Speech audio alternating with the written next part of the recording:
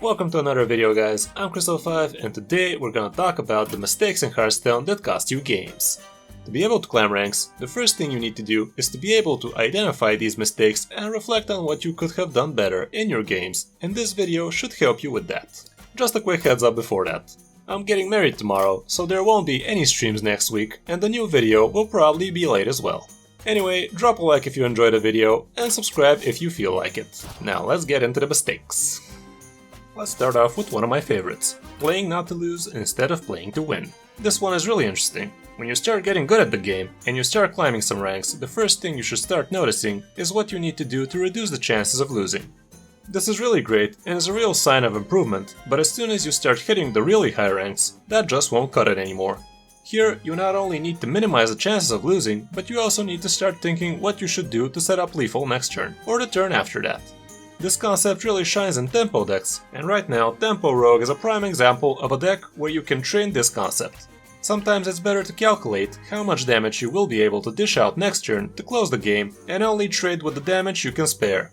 There's no real way for me to tell you exactly when you need to be taking this line of play, but if you feel like the game is slipping and your opponent is getting stronger while your steam is running out, I'd say it's time to go all in.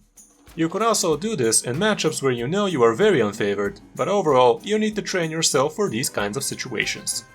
Another very important aspect of about half your games is how you use your coin. Going second in a game like Hearthstone is a very big handicap, so that is why we get an extra card and the coin to play with. In most matchups you will still be in a bad spot if you're the one going second, but in some matchups you will even be favored. In a token druid mirror, your chances of winning drop down with almost 15% if you're going second. Same thing applies for Tempo Rogue matchups, but there the second player is heavily favored, because he can use the coin for combos and for a bigger headwind. Either way, if you play your coin wrong, it won't matter if you're favored with it or not. Usually, you need to gain back your tempo with the coin. Since you're going second, you will need to answer your opponent's questions. Make sure that you use coin for huge tempo swings, or so you can curve out nicely. You need to have a good play after you use your coin on turn 1 or 2, because if you just throw a hero power after a coin play, most of the time that wouldn't have been the optimal use for it. Another thing you should watch out for is holding on to the coin for too long. Sure, sometimes you just won't need it, but most of the time that is not the case. If you haven't used the coin by turn 5 or 6, you probably missed a good opportunity. I'm saying probably because sometimes you just won't need to use it, but do check out the replays of those games and make sure of that. Learning from your mistakes and optimizing your plays game after game is one of the keys to success, so do take the time to do it. Another big mistake is playing without knowing the meta. This is not so much as a mistake as it is a big opportunity where you can improve. Knowing the meta and the decks you are and will be facing is a huge advantage. It will help you pick your deck and your tech choices better, and it will help you make your decisions in-game as well. It is always nice to know if you need to be holding on to tattoos for a weapon or if you can play it on curve. Same goes for silences and other tech choices. If you're serious about climbing ranks and getting good at Hearthstone, I'd say this is one of the most important aspects of the game you need to be concentrating on.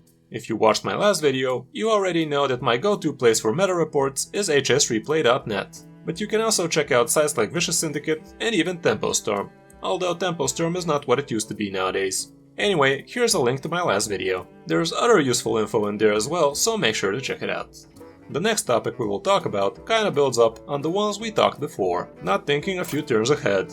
Having a clear game plan in your head is very important when it comes down to Hearthstone. A lot of the times you will be able to win just by reacting to the board, but you need to have a clear idea of how you want the game to unravel. Sometimes it would be better to hold on to that minion, so you can maybe set up lethal with it, or so you can combo it somehow with another card in your deck. There are a lot of examples of such cards in plays, like combining a deckhand with a Cold Blood for a surprise 3-mana mini Leroy, or to hold on to that Rhino so you can play it with Dire Frenzy in the same turn. Overall, you should be thinking of such situations just a little bit longer, so you can have better odds when you play it. In other cases, the game will require you to forget about your plan and hold on to dear life, throwing everything you got at the opponent. But you have to know when you should and when you should not do that. Another important thing in this regard is what cards you will keep in your mulligan. You have to take everything in consideration there. Don't forget that with most decks, your mulligan will be very different depending on if you're with or without the coin. Knowing what you probably are playing against is also a key factor for you to correctly mulligan, so it really comes down to how well you prepared before the actual game. And the last mistake I'll talk about in this video is the so-called order. It is very important to have a good idea in what order you play your cards in all sorts of situations. I occasionally mess up on this one as well, even though I know I shouldn't. A good practice is to plan out your whole turn in your head before you start throwing cards on the board. If you know for sure that you will use a card draw or a discover card, 9 times out of 10, it would be best if you start with that. Gaining all of the knowledge you can as soon as you can really helps, and the card you drew or discovered might end up being game-changing, or at least turn-changing, if you had the mana to use it. Another important order you need to know is that it matters in what order you play your secrets. This one is a bit complicated, and I won't go into details about it, but for now just make sure to think about the order you play your secrets in, especially in Wild. If you are a mage and you play Potion of Polymorph and Mirror Entity after that, and your opponent plays, let's say, Deathwing, you will get a sheep since the Deathwing will trigger the Polymorph first and then the Mirror Entity second. There are a lot more orders you need to think about, like testing for a secret before you throw minions against a hunter for instance, utilizing minion synergies, and so on. Anyway, the mistakes you can make in Hearthstone are a lot more than these, so I will probably make a second video on this topic soon, so make sure to subscribe so you don't miss it. I think this will be it for now. I hope this helps you make better plays and climb higher in those ranks. Thanks for watching guys, I'm Kris05 and I'll see you in my next video. It only took fucking 6 Leroys. See, that's how easy it is to beat a warrior.